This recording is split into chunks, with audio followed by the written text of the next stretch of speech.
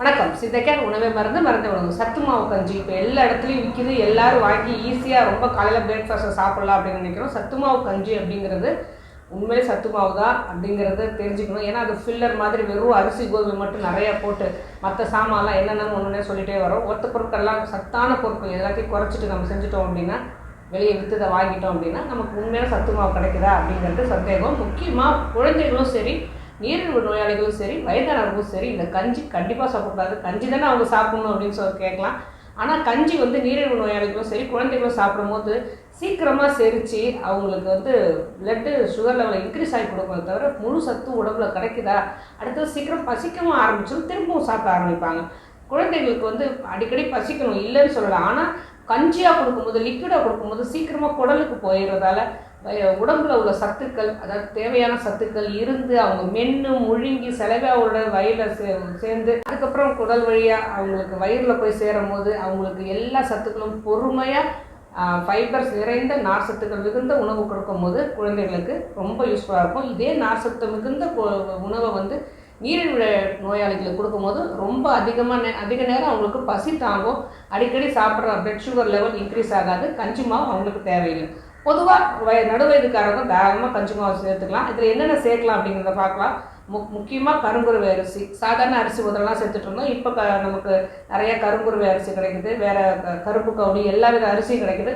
எது நமக்கு கிடைச்சாலும் 6 மாத அரிசி, சம்பா அரிசி எது கிடைச்சாலும் வெறுசாக உம்மி நீக்கின வேறு மேலே உள்ள தோல் மட்டும் நீக்கின அரிசி, கைக்குத்தல் அரிசி கொடுத்தா தாராளமாக எடுத்துக்கலாம். அடுத்தது ராகி, கோதுமை, கம்பு, எள்ளு, கொள்ளு, தட்டைப்பயிறு, உளுந்து, நிலக்கடலை, பொட்டுக்கடலை, வரகரிசி, திணையரிசி, சாமை, தட்டைப்பயிறு, பாசிப்பயிறு, சோயா, பார்லி, மக்காச்சோளம், கொண்டைக்கடலை, பாதாம், முந்திரி, பிஸ்தா, சுக்கு, ஏலக்காய், வால்நட், இது மாதிரி எல்லாத்தையுமே ஓரளவுக்கு முளைக்கட்டின வேண்டிய பயிறு வகைகள் எல்லாத்தையும் முளைக்கட்டி நிழலில் உலர்த்தி, ஏன்னா வெயிலில் உலர்த்தணும் அப்படின்னா எல்லா சத்துக்களும் உறிஞ்சப்பட்டு விடும். அதனால் நிழலில் போதுமான அளவு உலர்த்திட்டு நல்லா அதுக்கப்புறம் நம்ம பொடி செய்து வச்சுக்கலாம்.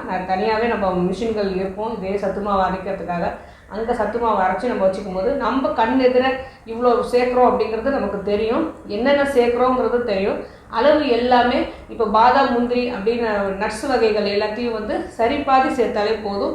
100 கிராம் அளவு சேர்த்தாலே போதும். பயிர் வகைகள் சரிபாதி, அதுக்கப்புறம் மெயின் ஆனால் செரல்ஸ் அப்படின்னு சொல்கிற தானிய வகைகள் எல்லாமே ஒரு பங்கு, இந்த மாதிரி சேர்த்துட்டு வந்தோம் அப்படின்னா சரியான பேலன்ஸ்டு டயட்டாக சத்து மாவு கஞ்சி ரொம்ப யூஸ்ஃபுல்லாக இருக்கும். வளரும் குழந்தைகளுக்கு திரும்பவும் சொல்கிறோம், வளரும் குழந்தைகளுக்கு சத்து மாவு கஞ்சி ஒரு 11 மணிக்கோ ஈவினிங்கோ ஒரு டிஃபன் மாதிரி கொடுக்கலாமே தவிர அதுவே ஒரு வேளை உணவாக கண்டிப்பாக நம்ம கொடுக்கக்கூடாது. அதேமாதிரி நீரிழிவு நோயாளிகளும் சரி சத்து மாவு கஞ்சி ஒரு வேளை உணவாக நம்ம எடுத்துக்கூடாது. ஏன்னா அதில் ராகிலாம் கலந்துருக்கிறதால உடம்புல பொட்டாசியம்ஸ் நிறைய அதிகமாகும். ஒரு சிலருக்கு சோடியம் அதிகமாக்கி கொடுக்கும். அதனால் அதில் ஒரு சிலர் நிறைய உப்பு போட்டு சாப்பிடுவாங்க பெரியவங்களாம். குழந்தைகள் நிறைய அதில் சுகர் போட்டு சாப்பிடுவாங்க. இது ரெண்டுமே கெடுதல். முடிஞ்ச வரைக்கும் பனங்கற்கண்டோ பனை வெல்லமோ இதில் கலந்து அவங்கள சாப்பிட சொல்லலாம். இல்லைனா சத்து மாவு இருந்தது அப்படின்னா அதை உருண்டையாக்கி லட்டு மாதிரி நல்லா கடித்து மென்று சாப்பிட்ற மாதிரி இருந்தால் குழந்தைகளுக்கு அது ரொம்ப யூஸ்ஃபுல்லாக இருக்கும். அப்படி இல்லைனா இதை ஒரு சத்து மாவு அடை மாதிரி செஞ்சு அவங்க சாப்பிட்லாம். எல்லா காய்கறிகளும் சேர்த்து அடை மாதிரி தட்டி நீரிழிவு நோய்களுக்கு கொடுக்கலாம். ஏன்னா அது அதிகமான ஃபைபர் இருக்கும். அதில் காய்கறிகள் சேர்றதால குழந்தைகளுக்கும் எல்லா விட்டமின்ஸ் அண்ட் மினரல்ஸும் சேர்த்து அவங்களுக்கு கிடைச்சிரும். ஸோ கஞ்சியாக இது எதுவுமே சத்து மாவு கஞ்சியாக சாப்பிடாம வேறு ஒரு வகையில் அவங்களுக்கு பிடிச்ச விதமாக ஒரு அடையாவோ இல்லை ஒரு லட்டு மாதிரியோ இல்லை ஒரு கொழுக்கட்டை மாதிரியோ அவங்களுக்கு வேக வைத்தோ இன்னொரு முறை செய்து சாப்பிடும் போது அவங்க மென்று முழுங்கும் போது அதில் அதிகமான நார் சத்தும் சேரும் போது அவங்களுக்கு கரெக்டான சத்து மாவு கஞ்சி அனைத்து சத்துக்களும் கிடைக்கும்.